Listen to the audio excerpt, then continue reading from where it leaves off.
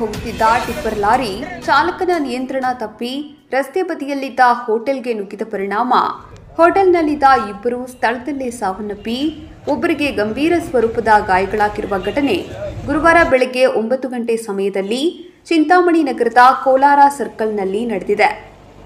ಅಪಘಾತದಲ್ಲಿ ಸ್ಥಳದಲ್ಲಿ ಸಾವನ್ನಪ್ಪಿರುವ ವ್ಯಕ್ತಿಗಳು ಕೋಲಾರ ವೃತ್ತದಲ್ಲಿನ ದರ್ಶನ್ ಹೋಟೆಲ್ನ ಕ್ಯಾಷಿಯರ್ 50 ವರ್ಷದ ಶಿವಾನಂದ ಹಾಗೂ ಕೋಲಾರ ತಾಲೂಕು ವೆಗಲಬುರ್ರೆ ಗ್ರಾಮದ ಅಡಿಗೆ ಕೆಲಸ ಮಾಡುವ ಕುಮಾರ್ ರವರಾಗಿದ್ದು, ಶ್ರೀನಿವಾಸ ಬಾಬು ಎಂಬುವವರಿಗೆ ಗಂಭೀರ ಸ್ವರೂಪದ ಗಾಯಗಳಾಗಿ ಆಸ್ಪತ್ರೆ ಸೇರಿದ್ದಾರೆ.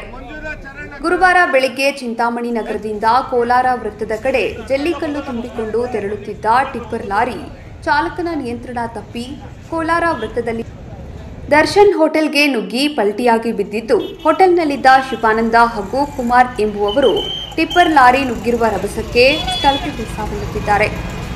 ಇನ್ನು ವಿಷಯ ತಿಳಿದ ಕೂಡಲೇ ಸ್ಥಳಕ್ಕೆ ಚಿಂತಾಮಣಿ ನಗರ ಠಾಣೆಯ ಪೊಲೀಸರು ಸ್ಥಳಕ್ಕೆ ಭೇಟಿ ನೀಡಿ ಜೆಸಿಬಿ ಯಂತ್ರಗಳ ಮೂಲಕ ಟಿಪ್ಪರ್ ಲಾರಿಯನ್ನು ತೆರವುಗೊಳಿಸುವ ಕಾರ್ಯಕ್ಕೆ ಮುಂದಾಗಿದ್ದಾರೆ. ಘಟನಾ ಸ್ಥಳಕ್ಕೆ ಎಸ್ಪಿ ರಜಾ ಇಮಾಮ್ ಕಾಸಿಂ ಹಾಗೂ ಗ್ರಾಮಾಂತರ ಠಾಣೆಯ ವೃತ್ತ ನಿರೀಕ್ಷಕರಾದ ಶಿವರಾಜ್ ಸೇರಿದಂತೆ ಸಿಬ್ಬಂದಿ ಹಾಜರಿದ್ದರು.